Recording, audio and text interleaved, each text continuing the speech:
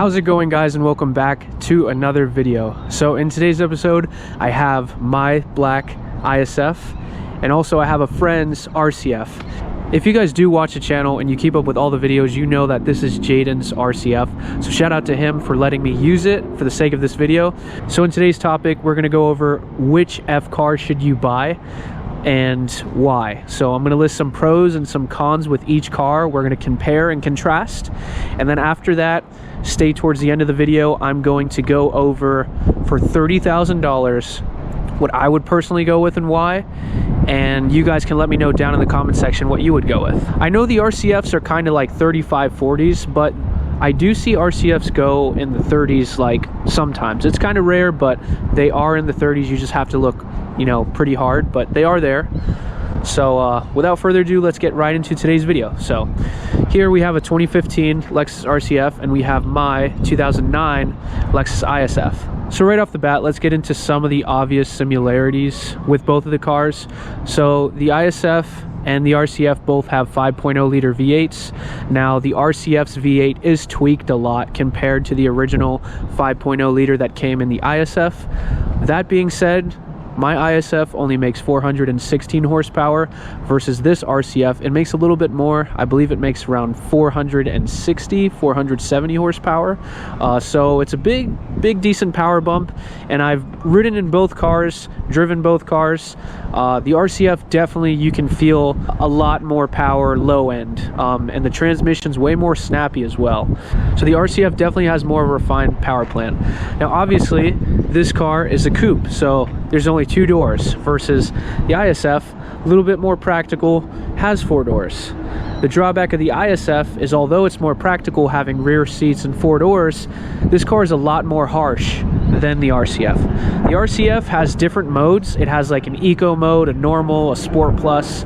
So depending on how you're feeling, you can just change the mode and you can throw it in eco mode, save some gas, the car will ride a little bit more smooth. So there's a lot more versatility versus the ISF. It's just harsh 24/7. And I honestly think that's so funny, guys. The car that's more practical is a lot more harsh on the road versus the car that's less practical because it has 2 doors. That being said, the RCF, the back seats are, you know, doable. Like if you're 5'9", 5'10", you can somewhat fit back there. You definitely can't be 6 foot and sit back there without hitting your head on the rear glass.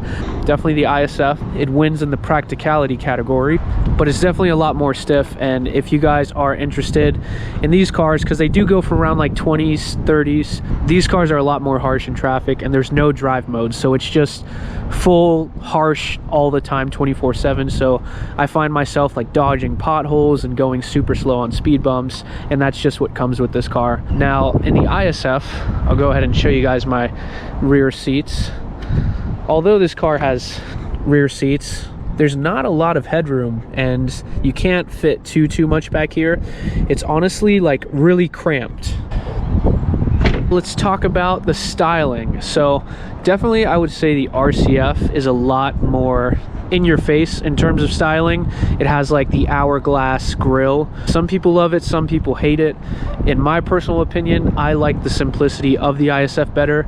My car is black, so you can't really see the grille too much, but it's a smaller grille, it's less in your face, it's more sleek and low-key, and I believe that the ISF front end will age a little bit better than the RCF, just because the RCF's front end is really radical. I do like the front end of the RCF, but if I had to pick which one I prefer, definitely the ISF all day.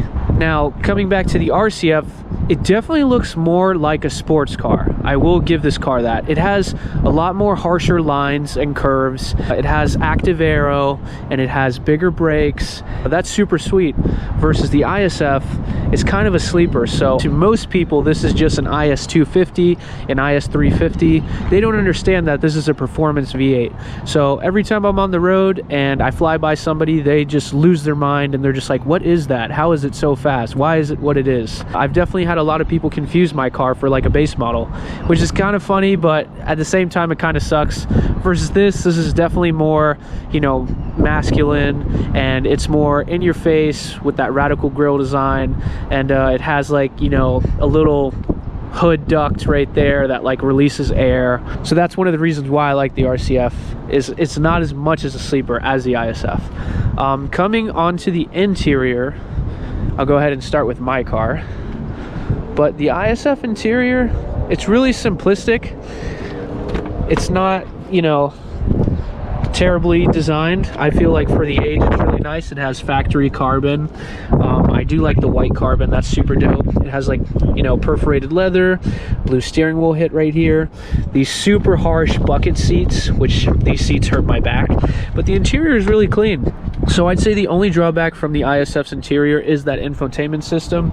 It is absolutely terrible, and it is just aging very bad. Versus if you come to the RCF, let's check out this car's interior. It's super sweet. You got all this beautiful stitching and leather and Alcantara. You have carbon on the dashboard. You have carbon on the door handle. You have carbon about everywhere Lexus thought it'd be fit to put it. The seats are super nice. I'm absolutely in love with these seats. They're so beautifully styled. I really hope owning the ISF I can source some of these seats and kind of retrofit them in my car, because they're absolutely amazing. This interior just screams timeless. It's just very well constructed, super great materials.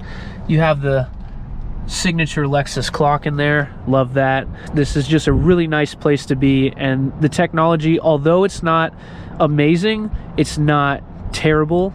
So I feel like the technology definitely from this year is a lot more advanced, obviously, so it's just going to age a little bit better. It's still technology, and at the end of the day, technology ages. I feel like the RCF technology, you can put up with it a little more than the ISF. The ISF is just terrible. Go ahead, rip out the OEM unit, put an aftermarket unit in, get some Apple CarPlay, get some Android Auto. If I'm not mistaken, I believe the newer RCFs have it. I don't know if the older RCFs do, but they do at least have Bluetooth, whereas the ISF doesn't have Bluetooth between 08 and 09. The only cars to have Bluetooth are 2010 pluses. So my car unfortunately doesn't have Bluetooth. I have an aux cord and it sucks. Super old fashioned, super dated, and I hate it. Now coming to the rear end of these cars, I definitely will say from factory, the ISF is super restricted, and there's just so many cats in the exhaust. This car is way too quiet from factory. As for the RCF, is a little bit more louder, sounds a little bit more sporty. It's not like overdone at all, because it's still a Lexus at the end of the day, but the RCF definitely makes the sound that the ISF should have had from factory. Unfortunately, these cars, they're so quiet, and I even went to the extent of unbolting my muffler because I was unsatisfied with the factory exhaust. I ended up putting my muffler back on, because if you do unbolt the muffler, it kind of vibrates a little, so I put my muffler back on. The car is just way too quiet. I'm gonna have to get an exhaust versus the RCF exhaust. Sounds a little bit better. When you put in Sport Plus mode, it opens up. I believe these exhausts might even be valved, if I'm not mistaken, but it just shows where technology is in 2015 versus in 2009. So that's one gripe that I have about the ISF, is just they're too quiet from factory. As you guys can see, both cars have really, really cool wheels, the RCF and the ISF, although I think that I like the ISF wheels better. Just the gunmetal color does it for me, and I also like the rim design a lot better. These rims are actually designed after katanas, which is a Japanese type of weapon. So that's where Lexus drew up the inspiration for these wheels. So I really like these. Versus these, they're two-tone. I hate like brushed aluminum two-tone wheels. They just don't do it for me. They just look a little bit tacky, and in my opinion kind of makes the RCF look a little bit cheap. So they do have other wheel options for both cars, but I'd have to say with these two particular cars, definitely I like the ISF wheels a lot better. The funny thing is with the ISF, when they first made these signature fender vents, these are not functional at all. It's truly just for style. So that kind of sucks, because these fenders look so good on the car and they make the car look so aggressive, but there's zero functionality. However, the RCF vents are functional.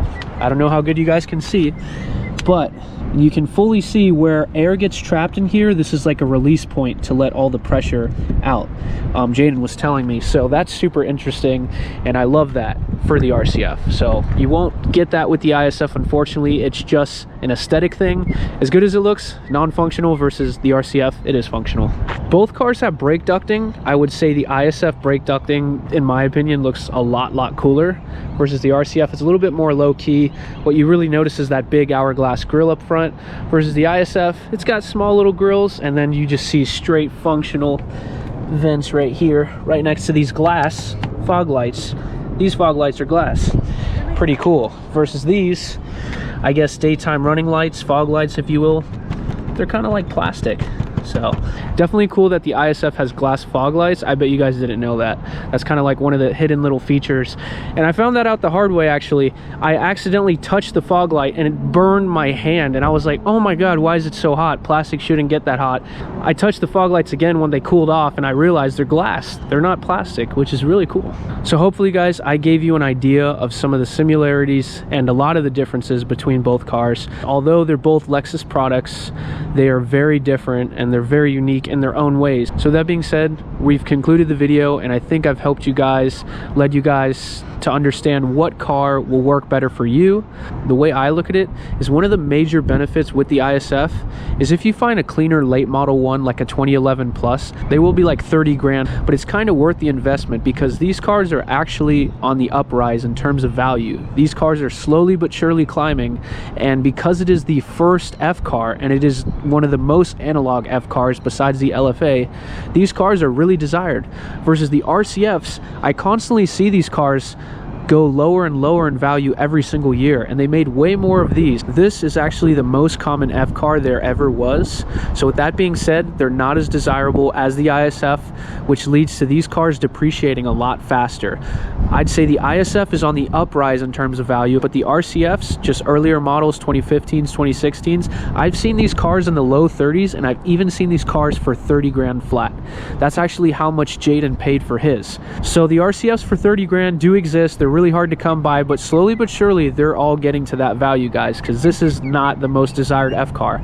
Neither is this, but I'd say between both of them, the ISF is definitely a better investment versus the RCF. If I were to drive something every day, I'd go RCF all day. But if I were to just have a cool little weekend car, just keep it in the garage, you know, not put a lot of miles on it, but really enjoy it when I drive it, ISF is the way to go.